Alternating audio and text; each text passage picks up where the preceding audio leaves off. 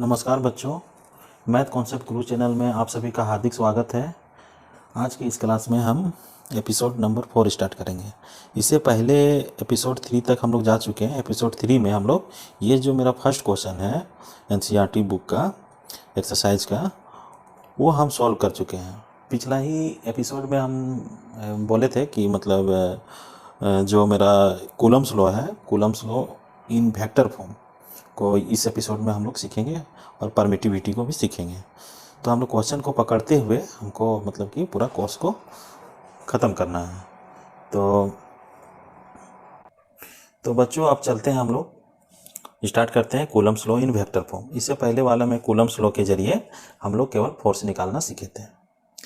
तो हम लोग अब स्टार्ट करते हैं Coulomb's law in vector form क्या होता है, आइए हम लोग सीखते हैं।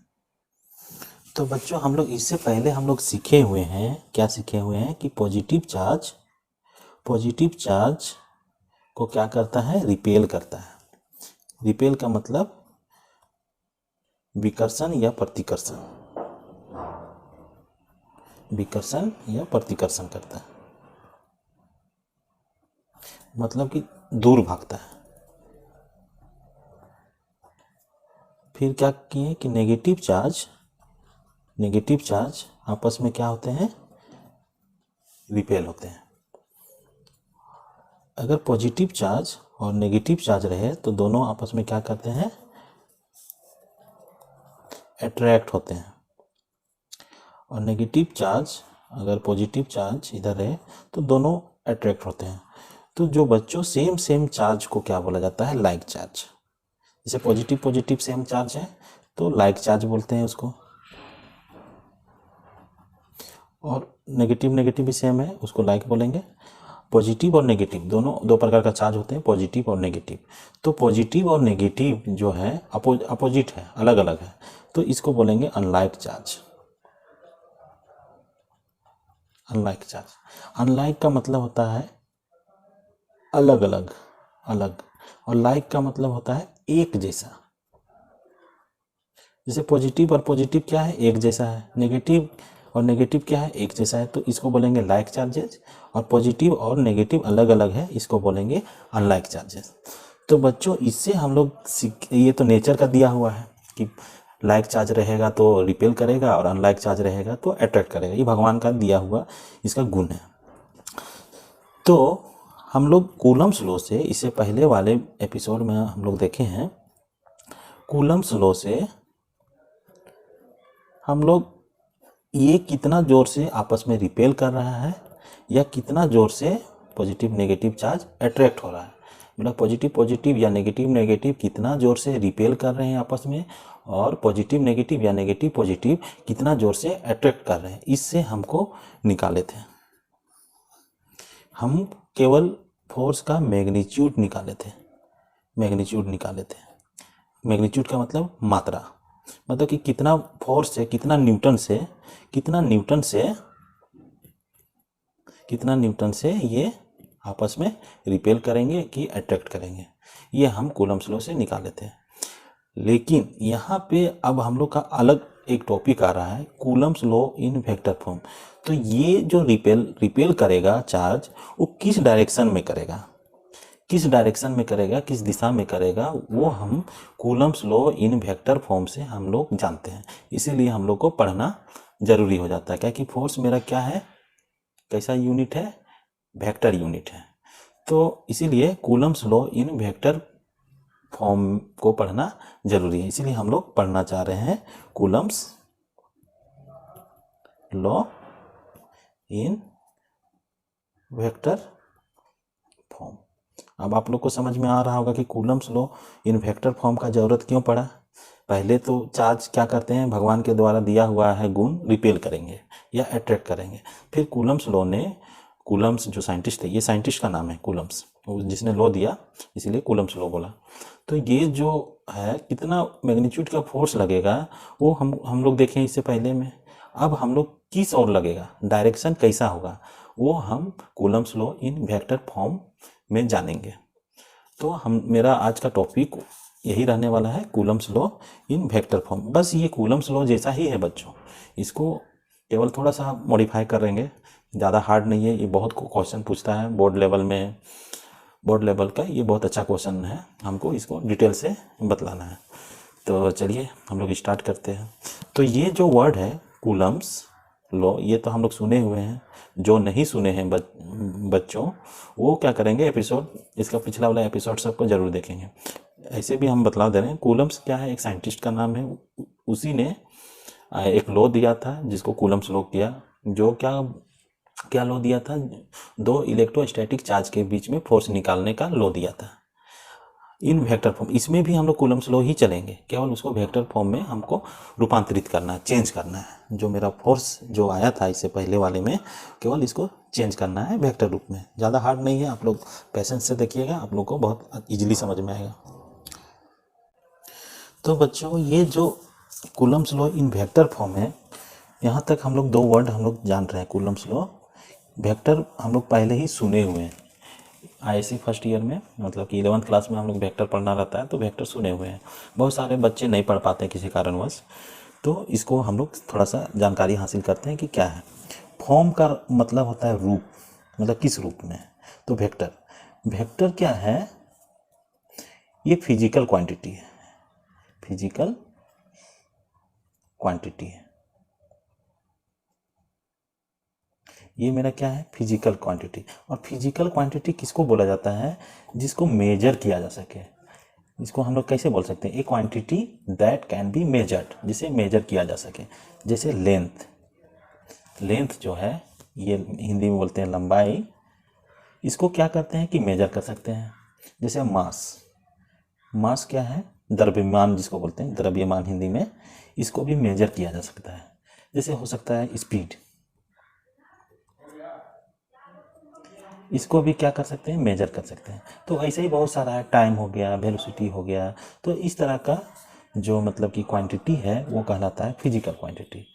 तो फिजिकल क्वांटिटी को बच्चों दो पार्ट में बांटते हैं। एक हो गया scalar, scalar physical quantity,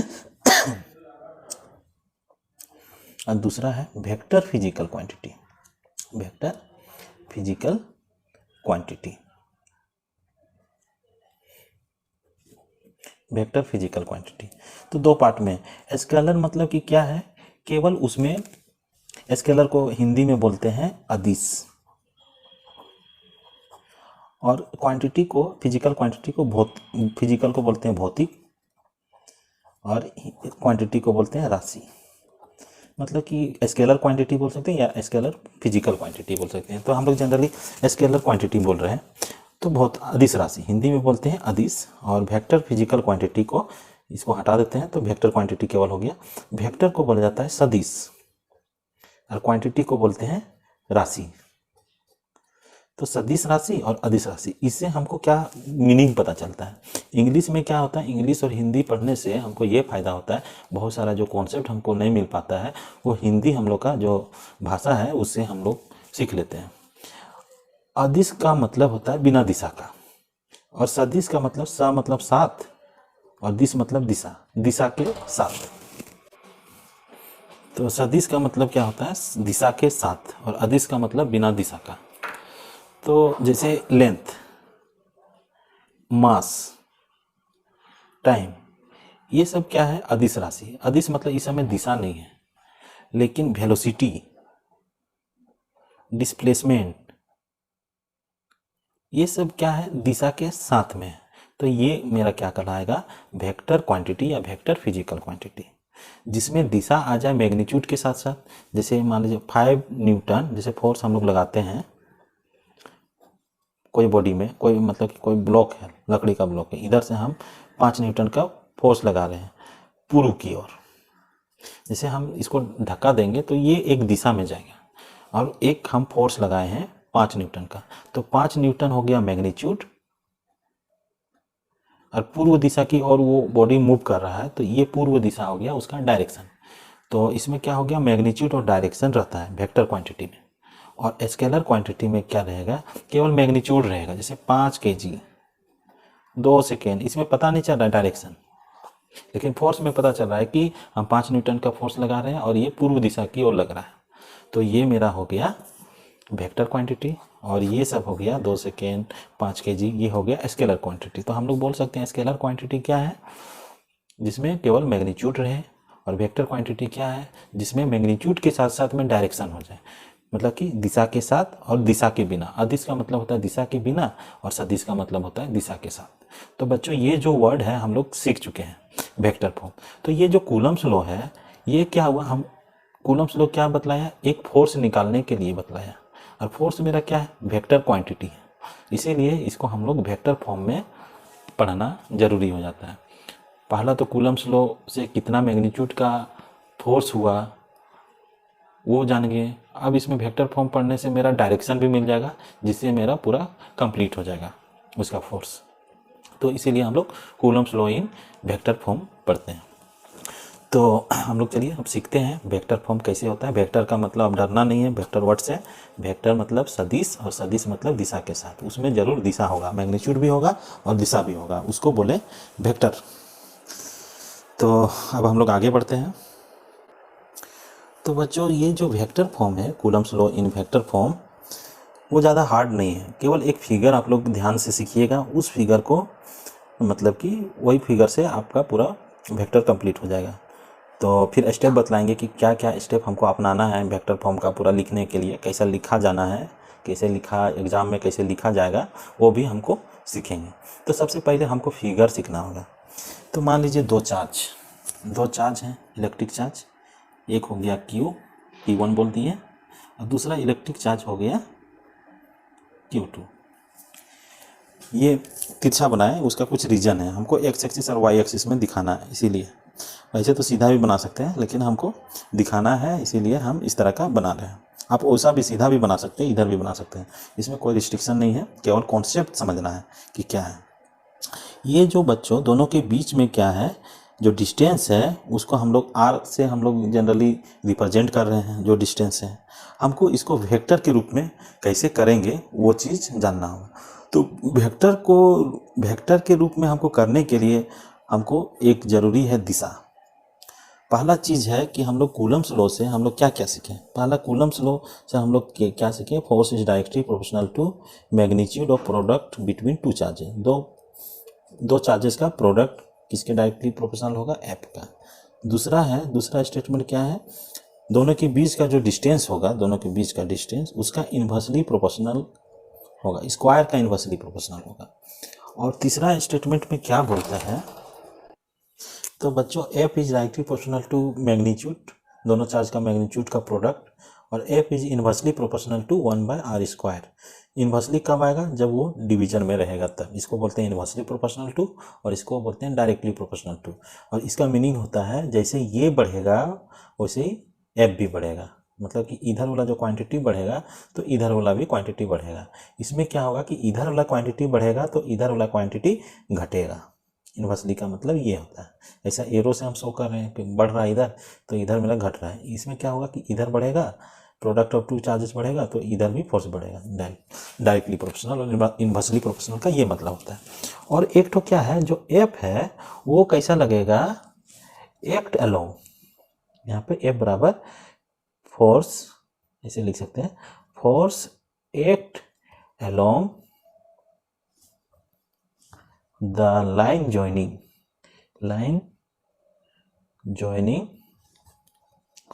of center of two charges। तो ये बच्चों तीन को जो स्टेटमेंट है ये बहुत इंपॉर्टेंट है। यही जो वर्ड है हम लोग कूलम्स लॉ में यहाँ तक पढ़े थे, मैग्नीट्यूड निकाले थे यहाँ तक, अब उसमें वेक्टर फॉर्म में ये ऐड हो जाता है, force act along the line joining of the centre of two charges. इसका मतलब समझेंगे, पहले तो हिंदी देखेंगे। जो फोर्स होगा इलेक्ट्रोस्टैटिक्स फोर्स, एक्ट मतलब लगता है, अलोंग मतलब की और, the line joining of the centre, line joining मतलब कि लाइन मतलब जो रेखा ज्वाइन करता है सेंटर ऑफ टू चार्जेस, दो चार्जेज है उसका जो सेंटर है और जो सेंटर को लाइन ज्वाइन करता है उसी के अलोंग फोर्स लगता है। एक्ट मतलब लगना उसमें। तो इसको हम समझ सकते हैं, जैसे इसको व्यू करके बताते हैं। इसका सेंटर ये है एक चार्ज का, इसका सेंटर ये है, ये काल्पनिक लाइन रहता है दोनों के बीच का। अगर सेंटर टू सेंटर जोड़ेंगे तो एक लाइन बनेगा और ये लाइन का ही सीधा में फोर्स लगेगा। उसी का मतलब होता है force act along the line joining of the centre of two charges. इसका मतलब तो आप लोग को क्लियर हो गया होगा। तो बच्चों हम यहाँ तक सीख चुके हैं। अब इसको हमको वेक्टर के फॉर्म में लिखना है। तो ये जो दो चार्ज है ये स्पेस में रखा हुआ है। हम ये चार्ज का दूरी नहीं बतला सकते हैं कि मेरे मान लीजिए कि एक पोल खुटा है, हम कहीं खड़े हुए हैं, एक तो मान लीजिए कि बकरी है, यहाँ पे बोलेंगे कि बकरी है एक तो, या डॉग है, यहाँ पे एक तो कुत्ता है।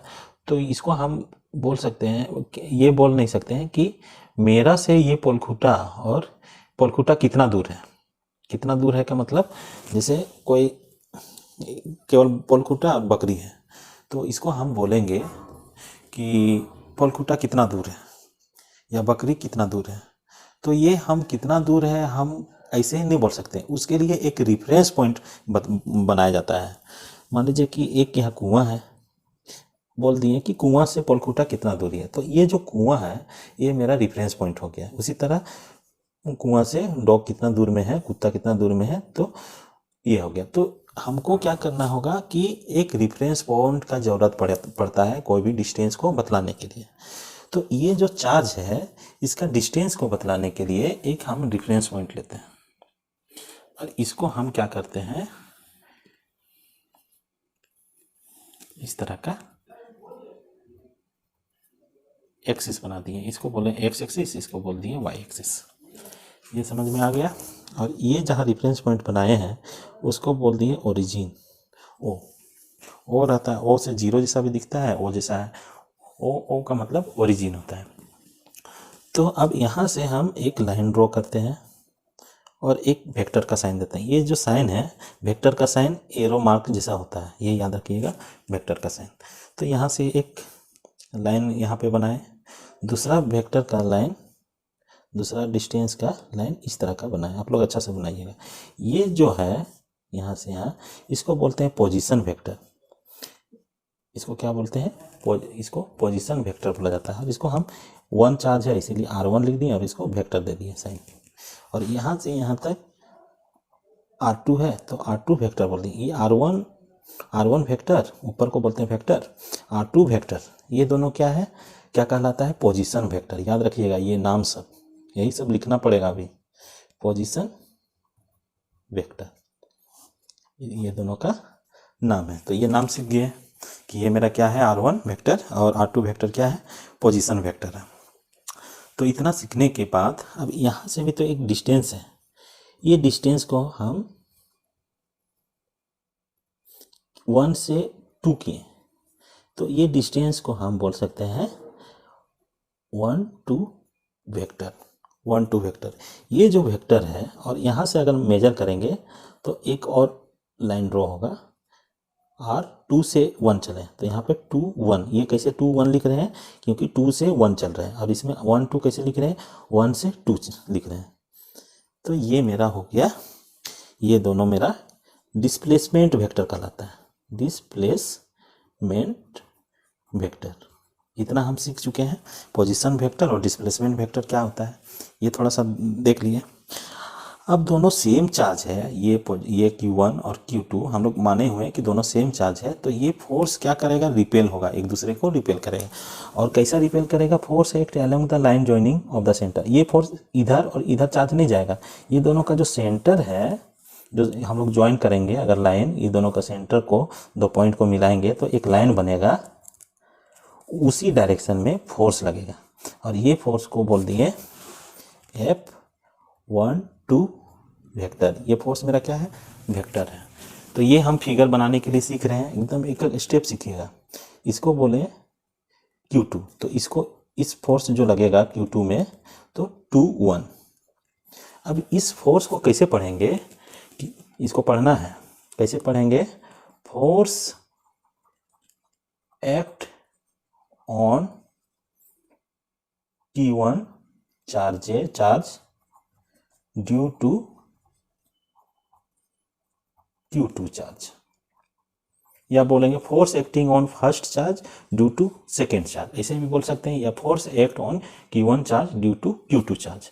तो आप दो तरीका से इसको बोल सकते हैं, इसीलिए 1 2 लिखा हुआ रहता है। इसको पढ़ने के लिए भी सीखना है कि force acting on first charge due to मतलब कि कारण से, किसके कारण से, Q2 चार्ज के कारण से फोर्स लग रहा है Q1 में और उसका डायरेक्शन इस तरह का है। Force act along the line joining of the centre of two charge. और Q2 क्या है कि ये इसमें भी फोर्स लगेगा Q1 के कारण, तो force acting on Q2 due to Q1 charges, या force acting on second charge due to first charge, ये हो गया। और 1 2 क्यों लिखे हैं, क्योंकि इसका जो डिस्टेंस डिस्प्लेसमेंट मेजर करते हैं 1 से 2 की ओर, तो इसीलिए डायरेक्शन इधर लिखा हुआ है, और इधर 2 से 1 की ओर जाते हैं तो 2 1 लिखते हैं वेक्टर। ये जो R1 लिखे हैं Q1 है इसीलिए R1 लिखे हैं, यहाँ 2 लिखे हैं Q2 है इसीलिए 2 लिखे हैं। तो बच्चों हम लोग ये जो डायग्राम है ये बनाने हम लोग को आ गया क्या क्या है। अब इसको हम कैसे लिखेंगे, अब हम लोग क्या सीखना है कि जो हम लोग कूलम्स लॉ जो हम लिखे थे इससे पहले वाले एपिसोड में क्या लिखे हुए थे, F बराबर कूलम्स लॉ जनरली जो मैग्नीट्यूड है F बराबर, यहाँ पे वेक्टर का साइन नहीं दे रहे हैं, 1/4 पाई एप्सिलॉन नॉट, इसको बोलते हैं epsilon naught Q1 magnitude of Q1, ये जो लाइन ड्रॉ की है ये मैग्नीट्यूड बतलाता है, Q2 magnitude of Q2 divided bye R square, इससे केवल मैग्नीट्यूड पता चल रहा फोर्स का, इसीलिए इसके ऊपर में हम नहीं दिए हैं, ये याद रखना है। अब हमको ये फोर्स निकालना है, force acting on first charge due to second charge, ये क्या होगा, F12 ये आ गया वेक्टर, वेक्टर आ गया मतलब कि इसमें डायरेक्शन है, मैग्नीट्यूड भी, ये मैग्नीट्यूड आ गया और इसमें डायरेक्शन शो करना है वो दिखाना है। इसको हम कैसे लिखेंगे, F21 1/4 पाई एप्सिलॉन नॉट, यहाँ पे Q1 और Q2, Q1 magnitude Q2 magnitude R12, इसको हम लोग, ये मैग्नीट्यूड ही है, जो डिस्प्लेसमेंट है हम लोग किधर से किधर ले रहे हैं, 2 से 1 की ओर, जिधर फोर्स लगता है वही डिस्प्लेसमेंट हम लोग लेते हैं, तो ये हो जाएगा 2 1 का स्क्वायर मैग्नीट्यूड, ये समझ गए हम लोग मैग्नीट्यूड में ही है। और ये वेक्टर है तो वेक्टर को हमको इसको कन्वर्ट करना है वेक्टर में, तो इसके लिए हम एक वेक्टर लगाते हैं 2 1, तो ये मेरा क्या कहलाता है, ये R का वेक्टर, इसको पढ़ेंगे R21 यूनिट वेक्टर, तो यूनिट वेक्टर ये कहलाता है यूनिट वेक्टर। ये क्या है यूनिट वेक्टर, इसमें यूनिट नहीं होता है, यूनिट लेस होता है और डायमेंशन लेस होता है, डायमेंशन लेस मतलब कि इसमें लेंथ उंथ कुछ नहीं रहेगा, मास उस कुछ नहीं रहेगा, केवल ये यूनिट है। यूनिट का मतलब जैसे कोई वेक्टर है, मान लीजिए वेक्टर है ए वेक्टर है मान लीजिए, इसका जो मैग्नीट्यूड आएगा, मैग्नीट्यूड का मतलब जैसे अभी 5 न्यूटन बोले थे, 5 न्यूटन फोर्स किधर, ईस्ट की ओर हम लोग बोले थे, तो अगर हम, ये मेरा पूरा वेक्टर है एफ वेक्टर या ए वेक्टर बोल दिए, ए वेक्टर, इसमें से इसका केवल मैग्नीट्यूड से डिवाइड कर देंगे, मैग्नीट्यूड से डिवाइड करेंगे, इसका मैग्नीट्यूड को कैसे लिखेंगे, ए वेक्टर का मैग्नीट्यूड, मतलब कि ए वेक्टर डिवाइडेड बाय उसका मैग्नीट्यूड ये, तो ये 5 और 5 कट जाएगा, तो यहाँ पे 1 बचेगा, 1 को ही यूनिट बोला जाता है। तो ये मेरा जो है फॉर्मूला ए वेक्टर, ये मेरा हो गया यूनिट वेक्टर, इसमें केवल डायरेक्शन है, कोई मैग्नीट्यूड, ये यूनिट भी नहीं है, मैग्नीट्यूड भी नहीं है, केवल 1 है, तो इसीलिए इसको बोलते हैं डायरेक्शन लेस और यूनिट लेस भी बोला जाता है। ये बहुत कंपटीशन में पूछता है कि यूनिट वेक्टर का क्या यूनिट होता है या क्या मतलब कि डायमेंशन होता है, तो ये दोनों क्या है, डायमेंशन लेस है, इससे केवल डायरेक्शन हमको पता चल रहा है कि मेरा 2 से 1 की ओर फोर्स लग रहा है 1 2, ये पता चल गया। अब इसी को हम लोग और बढ़ाएंगे, तो कैसे बढ़ाएंगे, अब इसी से सीख लीजिए, F12 force acting on first charge due to second charge बराबर 1/4 पाई एप्सिलॉन नॉट, इसी को उतार रहे हैं, Q1 Q2 बाय R21 का स्क्वायर, ये मैग्नीट्यूड है। अब इसको हम कन्वर्ट कर सकते हैं ऐसा में, तो इसको हम कैसे कन्वर्ट करेंगे, R vector R21 vector divided by magnitude of R21 vector. ये कट गया, समझ में आ गया आप लोग को ये कैसे आया। अब इसको हम और आगे बढ़ाते हैं, कैसे बढ़ाएंगे, एफ वेक्टर 1 2 बराबर 1/4 पाई एप्सिलॉन नॉट, ये उतर रहा है खुद से, Q1 मैग्नीट्यूड Q2 R21। ये देखिए बच्चों, ये भी वेक्टर है लेकिन मैग्नीट्यूड में है, दोनों ये क्या हो जाएगा, मल्टीप्लाई हो जाएगा। तो यहाँ पे क्या हो जाएगा, Q कर दीजिए, R21 वेक्टर का Q, यहाँ पे क्या हो जाएगा R21 वेक्टर।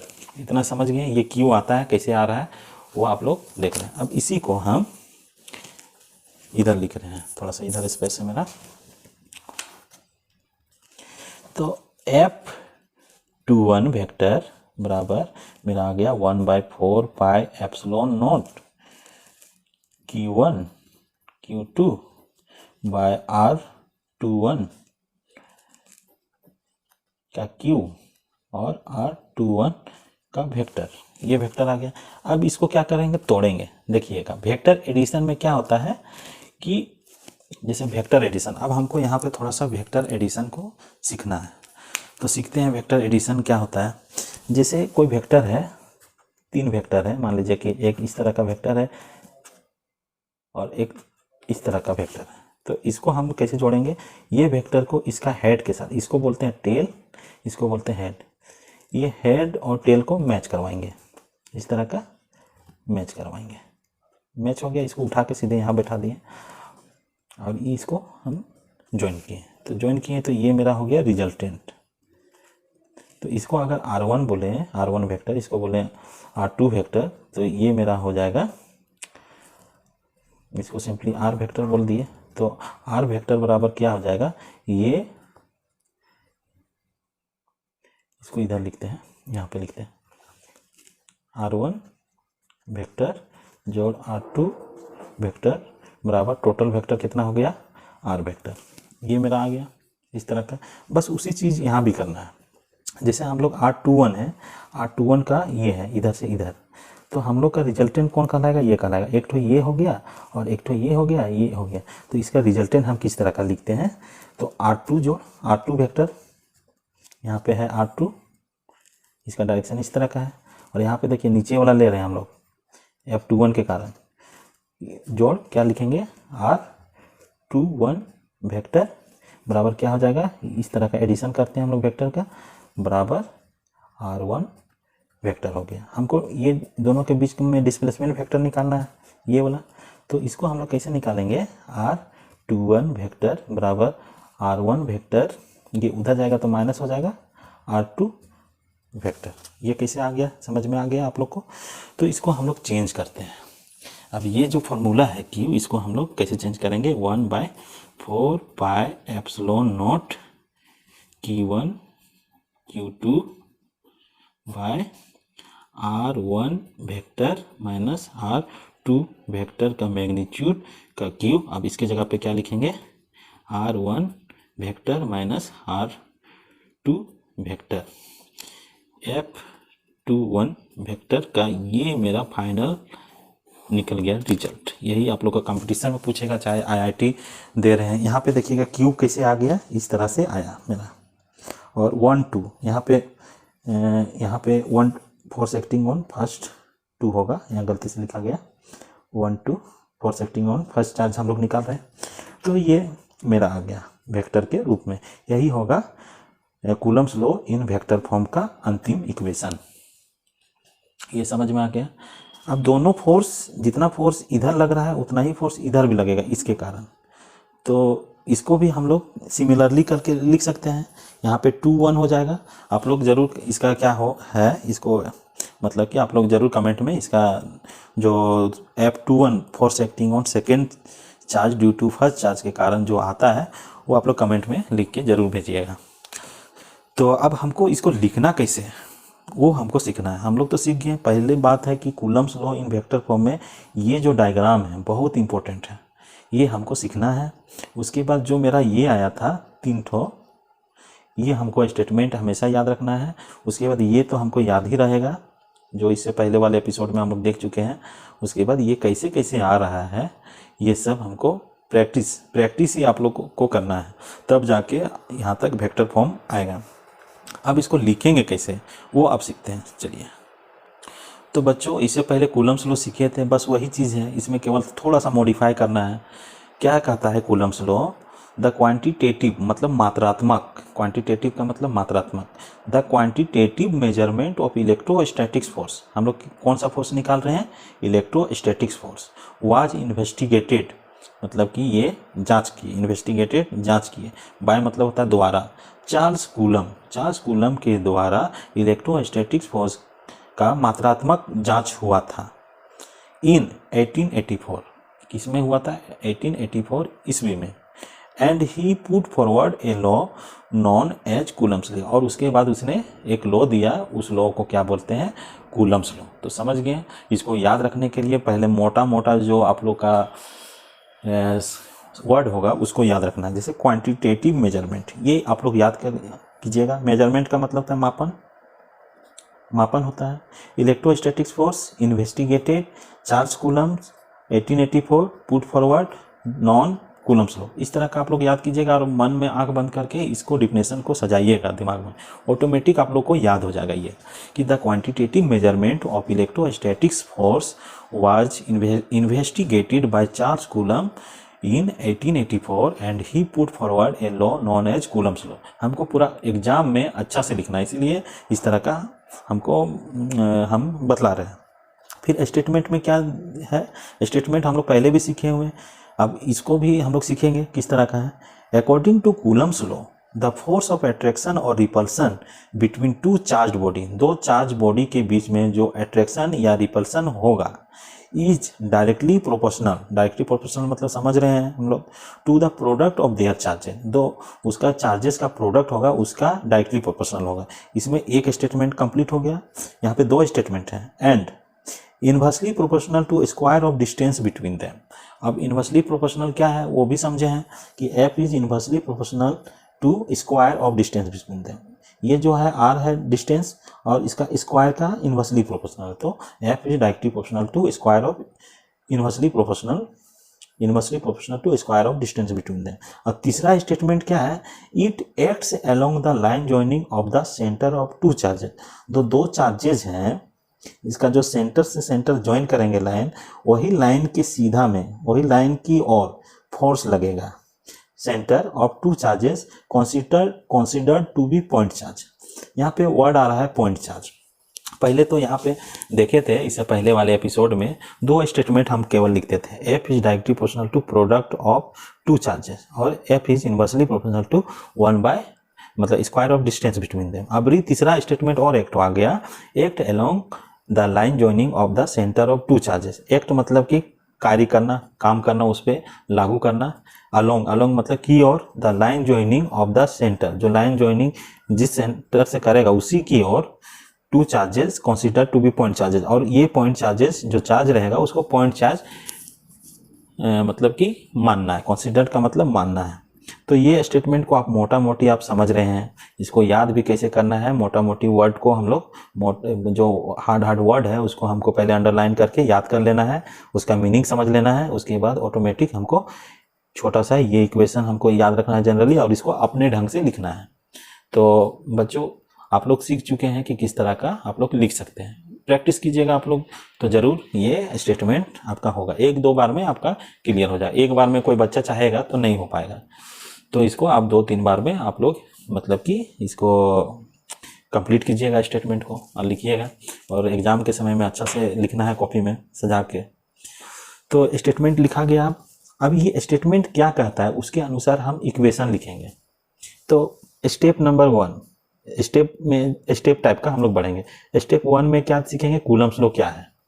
फिर स्टेप 2 में क्या सीखेंगे कि स्टेटमेंट हमको बतलाना है।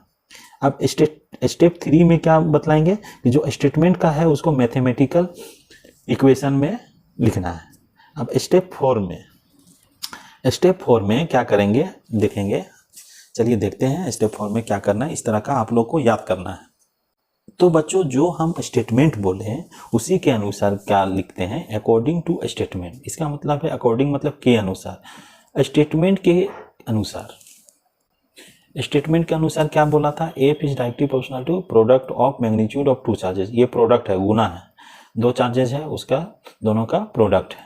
और दूसरा स्टेटमेंट मैंने क्या बोला था, F is inversely proportional to square of distance between them. जो आर है मेरा, ये डिस्टेंस बिटवीन देम है और स्क्वायर लगा दिए इसमें, इसीलिए square of distance between them. Them मतलब कि दो चार्जेस का बीच का दूरी। अब ये दोनों को कंबाइन करेंगे, तो कंबाइनिंग दीज रिलेशन, जो रिलेशन हमको मिला वो रिलेशन मेरा ये है कंबाइन। तो इसमें हो गया डायरेक्टली प्रोपोर्शनल का मतलब इधर बढ़ेगा तो इधर भी बढ़ेगा, इनवर्सली प्रोपोर्शनल का मतलब इधर बढ़ेगा तो इधर घटेगा, इधर घटेगा और इधर घटेगा तो इधर बढ़ेगा। तो ये हो गया इनवर्सली प्रोपोर्शनल का मतलब।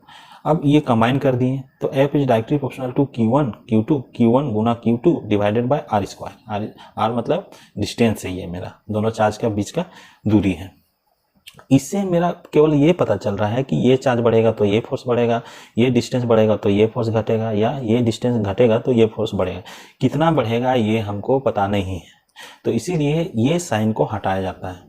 इसको बोलते हैं प्रोपोर्शनलिटी साइन। और प्रोपोर्शनलिटी साइन को जब हटाते हैं तो एक इक्वल टू का साइन लगता है और उसके साथ एक कांस्टेंट लगता है।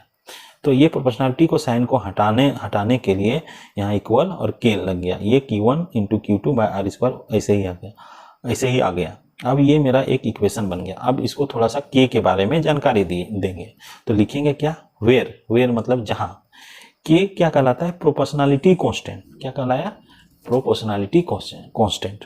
नॉन एज इलेक्ट्रोस्टैटिक कांस्टेंट और कूलम्स कांस्टेंट, इसी को बोला जाता है इलेक्ट्रोस्टैटिक्स कांस्टेंट या कूलम्स कांस्टेंट कहते हैं। और उसका वैल्यू क्या रहता है, 1/4 पाई एप्सिलॉन। अब इसका जो यूनिट है, इसका यूनिट क्या होगा, यहाँ पे इसका यूनिट निकालेंगे तो इसको हम ऐसे भी लिख सकते हैं, के बराबर ये आर स्क्वायर उधर चला गया, ये आर स्क्वायर, और Q1 और Q2 नीचे चला गया। अब इसको यूनिट हम चेंज करेंगे, फोर्स का ऐसा यूनिट होता है न्यूटन। आर है क्या, डिस्टेंस, दो चार्ज है वो दोनों के बीच का डिस्टेंस है आर।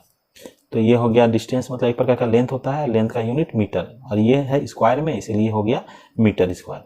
ये Q1 क्या है, एक चार्ज है, चार्ज का यूनिट क्या होता है कूलम, और Q2 भी क्या है, चार्ज है, तो चार्ज का भी इसका भी होगा कूलम।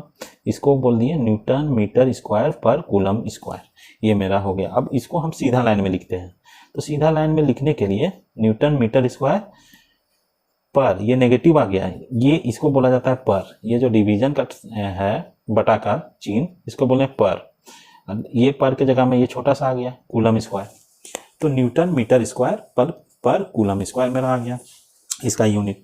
तो हम लोग लिख सकते हैं, पूछता है ये कंपटीशन में आप लोग का जब ऑब्जेक्टिव क्वेश्चन होगा तो उस समय पूछ सकता है कि ये इलेक्ट्रोस्टैटिक्स कांस्टेंट या कूलम कांस्टेंट का यूनिट क्या होता है। तो यूनिट हमको ये बतलाना है, न्यूटन मीटर स्क्वायर पर कूलम स्क्वायर। तो ये हम लोग सीख गए। अब ये है इसका जो यूनिट है, इसको हम लोग लिख लिए यहाँ पे, न्यूटन मीटर स्क्वायर पर कूलम स्क्वायर। आप लोग वीडियो को पॉज करते हुए नोट्स बनाते जाइएगा, जिस तरह हम बनाए उस तरह का करते जाइएगा। अब ये वैल्यू को हम यहाँ पे पुट कर दिए, F बराबर 1/4 pi epsilon Q1 Q2 by R square, इसे घेर दिए। ये मेरा फाइनल हो गया, केवल मैग्नीट्यूड इससे पता चल रहा है। ये जो मेरा इक्वेशन आ गया, इससे केवल फोर्स का मैग्नीट्यूड पता चल रहा है। अब इसको आप वेक्टर फॉर्म में हमको कन्वर्ट करना है।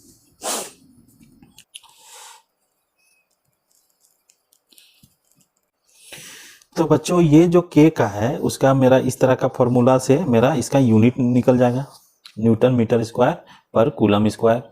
ये नीचे में न्यूटन मीटर ये है, इसको एक लाइन में लिख दिए, न्यूटन मीटर स्क्वायर, इसके जगह पे नेगेटिव आ गया और नीचे कूलम स्क्वायर हो गया। तो ये जो के का वैल्यू है न्यूटन मीटर स्क्वायर पर कूलम स्क्वायर, F बराबर 1/4 pi epsilon Q1 Q2 by R square. अब हम लोग ये जो साइन है वो साइन को बोलते हैं एप्सिलॉन, और एप्सिलॉन जो है वो परमिटिविटी होता है। यहाँ पे इसके आगे में जीरो नहीं लिखा हुआ है, अगर जीरो लिखा हुआ रहेगा तो एप्सिलॉन नॉट पढ़ेंगे उसको। अगर जीरो लिखा हुआ है तो एप्सिलॉन नॉट, और उसका मतलब होगा परमिटिविटी ऑफ फ्री स्पेस या वैक्यूम या एयर। समझ गए, ये क्या है परमिटिविटी। अभी थोड़ा देर में हम लोग सीखेंगे क्या है परमिटिविटी। और जब मीडियम का रहेगा परमिटिविटी तो m लिखा हुआ रहेगा या कुछ नहीं लिखा हुआ रहेगा। तो इससे आप लोग सीख जाइएगा कि कुछ ना लिखा हुआ हो तो उसको हमको समझना है कि permittivity, absolute permittivity of medium, इसको समझना है। तो अब हम लोग क्या करते हैं कि दो चार्जेस जो है वो फ्री स्पेस में रखा हुआ है, तो उसका मेरा फोर्स मेरा क्या निकलेगा वो हम लोग देखते हैं। तो बच्चों यहाँ पे लिखे हुए हैं if this charges Q1 and Q2 are placed in free space vacuum या एयर, देन मेरा क्या हो जाएगा, यहाँ पे एप्सिलॉन था वहाँ पे इससे पहले वाले में, यहाँ पे एप्सिलॉन नोट हो गया Q1 Q2 by R square. अब ये जो एप्सिलॉन नोट इसको बोल दिए permittivity of free space, free space हो गया और उसका वैल्यू होता है 8.85 इंटू 10⁻⁻12 कूलम स्क्वायर पर न्यूटन मीटर स्क्वायर। ये कैसे आया, यहाँ से आया, इसको उधर ले जाइए फिर इसको इधर लेके जाइए। चार्ज का यूनिट होता है कूलम, कूलम तो कूलम स्क्वायर हो जाएगा, 4 का यूनिट नहीं होता है, पाई का यूनिट नहीं होता है, और यहाँ पे एफ आ गया तो न्यूटन हो गया, ये हो गया डिस्टेंस बिटवीन दो चार्जेस के बीच का दूरी, वो हो गया मीटर स्क्वायर। तो इस तरह का आ गया न्यूटन मीटर स्क्वायर। इसी को हम एक लाइन में लिख दिए कूलम स्क्वायर पर न्यूटन पर मीटर स्क्वायर। या परमिटिविटी का एक यूनिट भी ये होता है फेराड पर मीटर, ये आपका कंपटीशन में बहुत पूछता है ऑब्जेक्टिव, जब आप गवर्नमेंट जॉब वगैरह का तैयारी करते हैं तो परमिटिविटी का यूनिट या तो ये पूछेगा या तो ये पूछेगा या तो ये पूछेगा, ऑब्जेक्टिव टाइप का रहेगा, उसमें आपको टिक मारना है। तो ये क्या हो गया फेराड पर मीटर, इसीलिए इसको रेड से मार्क किए हुए हैं कि जल्दी आप लोग इसको पकड़िएगा। अब ये जो वैल्यू है इसमें अगर बैठाएंगे, ये मेरा क्या है के है, इसमें जब बैठाएंगे तो कट कुट के मेरा क्या हो जाएगा 9 इंटू 10⁹ 9 ऊपर में चढ़ गया 9, तो 9 इंटू 10⁹ न्यूटन मीटर स्क्वायर पर कूलम स्क्वायर और न्यूटन मीटर स्क्वायर पर कूलम स्क्वायर, ये मेरा आएगा। तो आप लोग को के का वैल्यू पूछ देगा 9 इंटू कितना होता है, या तो के का यूनिट पूछेगा या तो एप्सिलॉन नॉट का यूनिट पूछेगा या एप्सिलॉन नॉट का वैल्यू पूछेगा ऑब्जेक्टिव में। इस तरह का ऑब्जेक्टिव क्वेश्चन बनता है, इसको आप लोग याद करते हुए चलना है। तो बच्चों यहाँ तक सीख गए। अगर यहाँ पे एप्सिलॉन दे केवल तो ये वैल्यू नहीं आएगा, याद रखिएगा कि यहाँ पे अगर एप्सिलॉन दे तो ये वैल्यू नहीं आएगा, उसका वैल्यू कुछ चेंजेज आएगा। तो अभी बाद में वो सब देखेंगे, हमको अभी सीखना है Coulomb's law in vector form को। तो वीडियो काफ़ी लंबा हो जा रहा है तो इसलिए हम लोग जल्दी जल्दी बढ़ते हैं।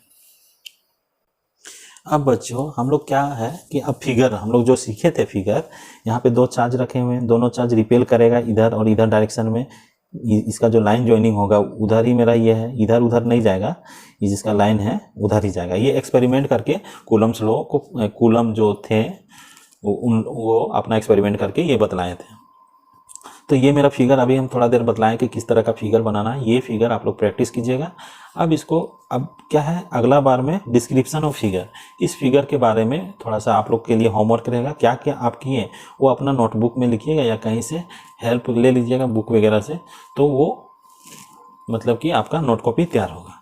अब मेरा क्या है कि हम लोग जानते हैं वी नो दैट F बराबर K Q1 Q2 by R square, ये केवल फोर्स का मैग्नीट्यूड बताएगा, फोर्स का मैग्नीट्यूड बताएगा। अब इसी को वेक्टर के रूप में हम लोग क्या करेंगे, then in vector form, then मतलब उसके बाद इन मतलब में वेक्टर के रूप में F12 force acting on first charge, इसका मतलब अभी सीखे हुए हैं force acting on first charge due to second charge, बराबर क्या हो जाएगा K Q1 Q2 bye R21 square. 21 क्यों लेते हैं, क्योंकि फोर्स का डायरेक्शन उधर ही है और मेरा ये जो डिस्प्लेसमेंट वेक्टर का भी डायरेक्शन उधर ही है, हमको इधर से इधर लेना है, तो 21 स्क्वायर लिए, इसके कारण फोर्स लग रहा है इसीलिए हम इधर से इधर लिए।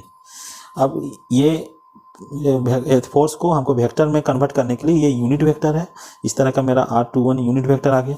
अब इसको हम यूनिट वेक्टर को चेंज करेंगे उसके बाद, तो ऊपर में R21 वेक्टर है, नीचे में उसका मैग्नीट्यूड आ जाएगा। अभी हम लोग सीखे थे कोई भी वेक्टर अगर है ए वेक्टर, उसका यूनिट वेक्टर बराबर क्या आ जाएगा, कोई भी वेक्टर को उसका मैग्नीट्यूड से डिवाइड करेंगे तो यूनिट वेक्टर मिल जाएगा। तो बस वही चीज़ है, यहाँ से इसका वेक्टर और इसका मैग्नीट्यूड से डिवाइड कर दिए तो वो मेरा आ गया। अब इसको ये मैग्नीट्यूड है ये भी मैग्नीट्यूड है, तो ये दोनों मल्टीप्लाई होके क्यूब आ जाएगा, यहाँ पे क्यूब आ गया R21। अब इसको हम लोग चेंज करेंगे, चेंज करने के लिए अभी थोड़ा देर पहले हम लोग सीखे हुए हैं, चेंज करके R1 का वेक्टर माइनस R2 का वेक्टर का क्यूब, यही मेरा क्या हो जाएगा कि फाइनल हो जाएगा, फाइनल वेक्टर फॉर्म का ये तो यहाँ पे स्क्वायर ना रह के क्यू आ जाता है और 1 2, जैसे F12 है तो इसमें भी 1 2 ही आएगा। बहुत सारा बुक में गलत दिया हुआ रहता है, 2 1 कर देता है, लेकिन ये 1 2 ही आएगा। आप लोग एकदम एक को पकड़ के चलिएगा ना तो आपका जरूर आ जाता है ये आंसर। और similarly force acting on second charge due to first charge, उसी तरह ये चेंज हो जाएगा, ये जैसा आ गया वैसे ये आ जाएगा। तो ये आप लोग का वेक्टर फॉर्म इंड हो चुका है। अब बच्चों हम लोग थोड़ा देखते हैं परमिटिविटी। परमिटिविटी क्या है, ज़्यादा है नहीं, इसको थोड़ा सा मैं जल्दी से कवर करते हैं। अब बच्चों हम लोग आते हैं परमिटिविटी में। परमिटिविटी मतलब कि परमिट से बना होगा ये, परमिट जैसे रेसिस्टिविटी होता है, रेसिस्टेंस से बना हुआ है, रेसिस्टेंस से रेसिस्टिविटी, टी आप लोग 10th क्लास में पढ़े होंगे ये सब, रेसिस्टिविटी, रेसिस्टेंस, रेसिस्टिविटी। वैसे ही परमिट से परमिटिविटी बन गया।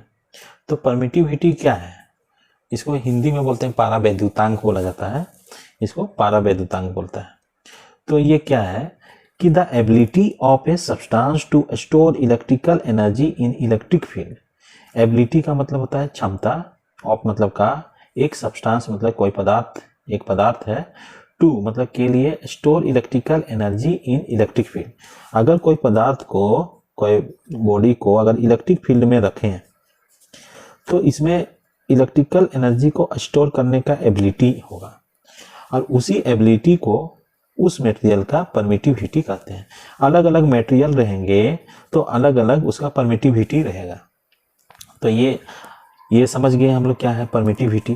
द एबिलिटी, अगर हमको डिफिनेशन बनाना है तो the ability of a substance to store electrical energy in electric field. Electric field में कोई सब्सटेंस को अगर रखेंगे तो वो सब्सटेंस इलेक्ट्रिकल एनर्जी को स्टोर करने का एबिलिटी होगा, उस एबिलिटी को बोले परमिटिविटी। अब परमिटिविटी इज डेनोटेड बाय, ये जो साइन है ई जैसा, इसको बोलते हैं एप्सिलॉन, एंड ऐसा यूनिट ऑफ परमिटिविटी फेराड पर मीटर होता है। ये याद रखिएगा, फेराड पर मीटर, ये कंपटीशन का पूछता है ऑब्जेक्टिव में। अब इसी को फेराड पर मीटर इस तरह का भी लिख सकते हैं। अब हम लोग एप्सिलॉन नॉट, ये जो ई नॉट टाइप का है इसको बोलते हैं एप्सिलॉन नॉट। तो इसको क्या बोला जाता है, absolute permittivity of free space या एयर या वैक्यूम। वैक्यूम का बोलेंगे, केवल याद करने वाला यहाँ पे है। अब इसका वैल्यू क्या होता है 8.854 इंटू 10⁻⁻12 फैराड पर मीटर या कूलम स्क्वायर पर न्यूटन पर मीटर स्क्वायर। ये जो आया है ये यूनिट, ये आप लोग का कंपटीशन में पूछता है और ये वैल्यू भी पूछता है। ये यूनिट जो आया ये कूलम्स लॉ से आया है, तो आप लोग इसको भी याद रखिएगा। कैसे आया है आप लोग प्रैक्टिस कीजिएगा, आप लोग को बार बार बहुत सारा बताया गया है इस वीडियो में या एपिसोड 1, एपिसोड 2 या एपिसोड 3 में। तो इस तरह का मेरा आ गया। अब कुछ नोट्स बना है बच्चों, क्या क्या नोट्स बना है देखिएगा। एप्सिलॉन आर, यहाँ पे आर लिखा गया मतलब कि रिलेटिव परमिटिविटी। अब रिलेटिव परमिटिविटी क्या होता है, ये जो epsilon divided by epsilon not, और एप्सिलॉन का मतलब होता है एब्सोल्यूट परमिटिविटी ऑफ मीडियम। यहाँ पे एम भी लिखा हुआ रहेगा या नहीं भी लिखा हुआ रहेगा, तो उसको हमको क्या समझना है, एब्सोल्यूट परमिटिविटी ऑफ मीडियम। कोई मीडियम का एब्सोल्यूट परमिटिविटी, एब्सोल्यूट का मतलब एक्चुअल होता है, divided by absolute permittivity of air, मतलब कि एयर का परमिटिविटी से हम लोग रिलेशन निकाल रहे हैं, उसको क्या बोला जाता है relative permittivity, where epsilon R बराबर रिलेटिव परमिटिविटी। अब रिलेटिव परमिटिविटी का और दूसरा नाम है, याद रखिएगा, relative permittivity is also known as dielectric constant. Dielectric का मतलब होता है इंसुलेटर, ये याद रखिएगा, इंसुलेटर होता है dielectric constant. Relative permittivity is मतलब है आल्सो नोन एज, मतलब कि एक दूसरे नाम से भी जानते हैं रिलेटिव परमिटिविटी को, उसका नाम है डाइलेक्ट्रिक कांस्टेंट। अब तीसरा पॉइंट में क्या लिखा हुआ है, फॉर एयर और वैक्यूम, इसका रिलेटिव परमिटिविटी क्या होगा। देखिए यहाँ पे मीडियम है, यहाँ पे मीडियम तो एयर का ही परमिटिविटी आएगा, और ये परमिटिविटी है, दोनों कट के 1 आ जाएगा तो 1 आएगा, ये आ गया। For all other insulating material the value of epsilon R is more than 1। अब जितना भी दूसरा मटेरियल का परमिटिविटी रहता है वो 1 से ज़्यादा होता है, ये आप लोग को याद रखिएगा, ये क्वेश्चन ऑब्जेक्टिव क्वेश्चन में पूछता है। अब relative permittivity is unitless, relative permittivity unit less होता है। यूनिट लेस मतलब कि ऊपर भी परमिटिविटी, रिलेटिव परमिटिविटी क्या है, एक्चुअल में एक रेशियो है, और ऊपर में भी परमिटिविटी, नीचे में भी परमिटिविटी, दोनों का वो जो यूनिट होगा कट कट जाएगा, इसीलिए यूनिट लेस होता है। कभी कभी ऑब्जेक्टिव क्वेश्चन में पूछता है कि एप्सिलॉन नोट का यूनिट क्या होता है या एप्सिलॉन आर का यूनिट क्या होता है। एप्सिलॉन नोट का यूनिट तो हम लोग जान रहे हैं, अगर हम इसका यूनिट हम याद रखे हैं कि एप्सिलॉन नोट का यूनिट मेरा ये होता है, और एप्सिलॉन नोट का भी हम लोग यूनिट देखे हुए हैं अभी थोड़ा देर पहले, क्या होता है, कूलम स्क्वायर पर न्यूटन पर मीटर स्क्वायर या फेराड पर मीटर, ये एप्सिलॉन नोट का है। अगर एप्सिलॉन आर का यूनिट पूछ दे तो हड़बड़ में आप लोग मत मारिएगा, यहाँ पे आर जरूर देखिएगा। ये मेरा एप्सिलॉन आर मतलब रिलेटिव परमिटिविटी है, और इसका यूनिट नहीं होता है, ये यूनिट लेस होता है। तो बच्चों ये वीडियो काफ़ी लंबा हो चुका है, अब वीडियो को थोड़ा, ये जो क्लास है इसको विराम देते हैं। अब अगले क्लास में हम लोग एपिसोड, ये मेरा 4 चल रहा था, अब एपिसोड 4 में इसे आगे वाला देखेंगे। आगे क्या होता है वो एपिसोड 5 में आप लोग का पता चलेगा, क्या क्या होगा वो एपिसोड 5 में आप लोग देखिएगा ज़रूर।